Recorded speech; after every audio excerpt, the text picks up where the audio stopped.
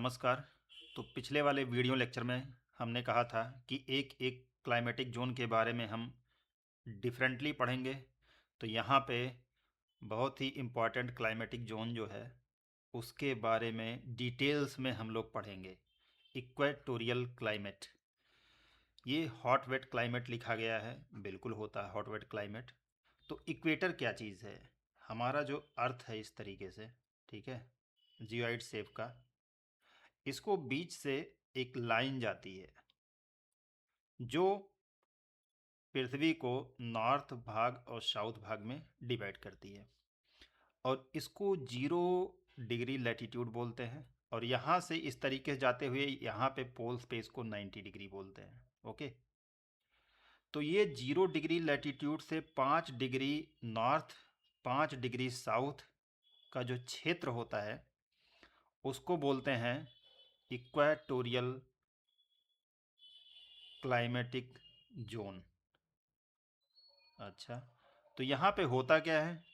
यहाँ पे सन जो है उसकी intense rays throughout the year पड़ती रहती हैं यहाँ पे इस एरिया पे। ओके, सन वर्टिकल होता है यहाँ पे।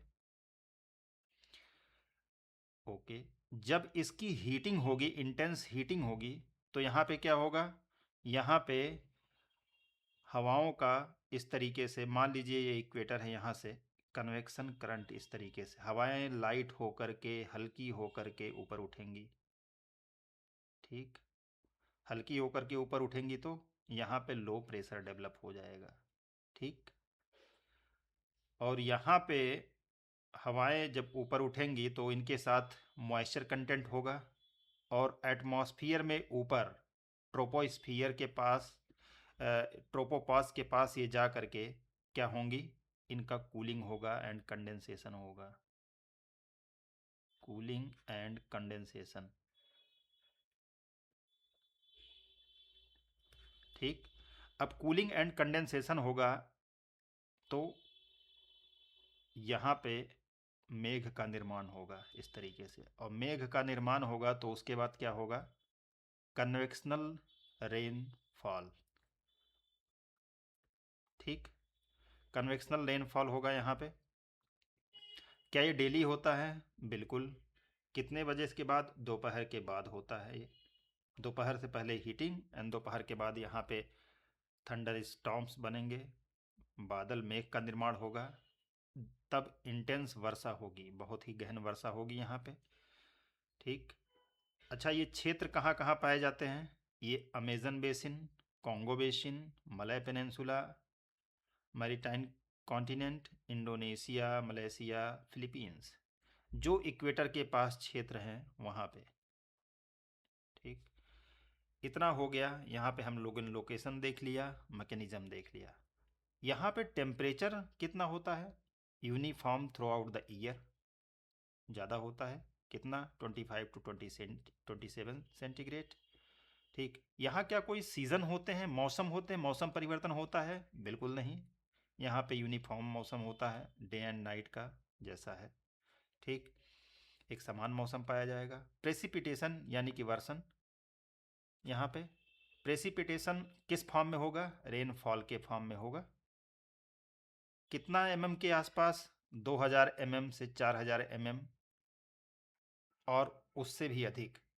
क्या कोई ड्राई सीजन यहाँ पे होता है? नो ड्राई सीजन, कोई शुष्क मौसम यहाँ पे नहीं पाया जाता है। रेनफॉल कब होती है? इसको मैंने बताया, दोपहर के बाद तड़ित झंझा के साथ बारिश आएगी। यहाँ पे अगर बारिश डेली हो रहा है, वर्षा अगर डेली हो रही है, तो यहाँ पे वनस्पतियों का विकास होगा। वनस्पतियों का विकास बिल्कुल होगा। कैसी वनस्पतियाँ पाई जाएंगी? सघन, ठीक है, एवरग्रीन, हमेशा जो हरित भरी हरी भरी रहती हैं। हमारे यहाँ नहीं जैसे पतझड़ के टाइम में वो अपनी पत्तियाँ गिरा दी हैं मॉइस्चर को बचाने के लिए, उस तरीके से नहीं। और मल्टी लेयर्ड स्ट्रक्चर इनका होता है। मल्टी लेयर्ड का मतलब, यहाँ पे अगर देखें, एक वृक्ष कुछ इस तरीके से लेयर बना रहा है, इतने स्तर की जो भी जितने भी वृक्ष पाए जाएंगे इस तरीके के एक स्तर यहाँ पे बनाएंगे। अब इससे बड़े ऊंचाई वाले वृक्ष जो हैं यहाँ पे एक स्तर बनाएंगे ये, और इससे भी बड़े ऊंचाई वाले इस तरीके का स्तर बनाएंगे। तो इसको क्या बोलते हैं, लेयरिंग। इस तरीके से इनकी लेयरिंग होती है। इसको बोलते हैं, ऊपर का जो पार्ट होता है इसको कैनोपी डेंसिटी बोलते हैं। जैसे इनका पास पास जितने ज़्यादा रहेंगे सघन, ये इतने सघन होते हैं कि इनसे ज़मीन पे लाइट का पेनिट्रेशन, सनरेज का पेनिट्रेशन ऑलमोस्ट नील होता है या बहुत कम होता है। बहुत ही सघन वनस्पतियाँ पाई जाती हैं यहाँ पे। सघन वनस्पतियाँ अगर पाई जाएंगी तो और क्या एडवांटेज होगा, यहाँ पे हाई बायोडाइवर्सिटी पाई जाएगी। हाई बायोडाइवर्सिटी, बायोडाइवर्सिटी पाई जाएगी। ओके, किसमें, एनिमल्स में, एनिमल्स एंड किसमें, वृक्षों में, वनस्पतियों में बायोडाइवर्सिटी बहुत बहुत पाई जाएगी।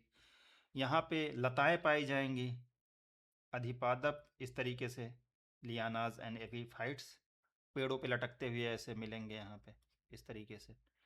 अच्छा ठीक है, यहाँ पे वर्षा अगर ज़्यादा हो रही, इंटेंस रेनफॉल हो रहा है, तो क्या होगा, क्या यहाँ पे सॉइल फर्टाइल होगी, देख लेते हैं फर्टाइल होगी कि नहीं। डेली यहाँ पे वर्षा हो रही है, इंटेंस रेन, तो यहाँ पे क्या होगा, सॉइल के ऊपर जो कार्बनिक पदार्थ होंगे, ऑर्गेनिक मटेरियल्स होंगे, उनका क्या होगा, लीचिंग, ह्यूमस वगैरह का, ह्यूमस बोलते हैं, उनकी लीचिंग हो जाएगी। जो न्यूट्रिएंट्स रहेंगे छन के सॉइल के निचले वाले परत में चले जाएंगे। इल्यूविएशन इसको बोलते हैं इंग्लिश में, निच्छालन इस तरीके से। तो यहाँ पे जब न्यूट्रिएंट्स नीचे चले जाएंगे, ह्यूमस में रिच कंटेंट नीचे चले जाएंगे, तो ऊपर क्या बचेगा, लाल पथरीली मृदा बचेगी। जहाँ पे ज़्यादा बारिश होती है वहाँ पे आप देखे होंगे लाल मृदा बची रहती है। क्या लाल मृदा फर्टाइल होती है, बहुत कम। इसमें तब क्या करना पड़ेगा आपको, यहाँ पे ऑर्गेनिक मैन्योर डालना पड़ेगा, ऑर्गेनिक मैन्योर या फर्टिलाइज़र, केमिकल फर्टिलाइज़र जो होते हैं उनको डाल करके तब आप यहाँ पे कृषि कर सकते हैं। यहाँ पे सॉइल भी हम लोगों ने पढ़ लिया, लैटराइट सॉइल जिसको बोलते हैं, लो इन नेचुरल फर्टिलिटी। क्रॉप्स कौन से होंगे यहाँ पे, बेसिकली फ्रूट्स जो पेड़ों पे उगेंगे वो कौन कौन से होंगे, ठीक है, उसको देख लेते हैं। यहाँ पे क्रॉप्स, कॉफ़ी, बनाना, पाइनएप्पल, ऑयल पाम, कोकोआ, ये सब यहाँ के जो है हमको क्रॉप्स मिलते हैं। यहाँ पे खेती किस प्रकार की होती है, सब्सिस्टेंस, मतलब जीविकोपार्जन के लिए बहुत ही कम। ऐसा नहीं है कॉमर्शियल लेवल पे हम जा कर के उसको प्रोड्यूस कर पाए, क्यों, क्योंकि मृदा उतनी फर्टाइल है नहीं। ठीक, ट्राइब्स कौन कौन से पाए जाते हैं यहाँ पे इस एरिया में, पिग्मीज कॉन्गो बेसिन में पाए जाते हैं, अमेजन बेसिन में अमेजोनिया नाम की ट्राइब्स होती हैं, डायकास ये होते हैं बोर्नियो में, ओरोंगसली मलेशिया में, निकोबारीज अपने यहाँ पाए जाते हैं अंडमान एंड निकोबार में। तो ये रहा हमारा इक्वाटोरियल क्लाइमेट के बारे में, डिटेल्स में हम लोगों ने पढ़ लिया। Thank you.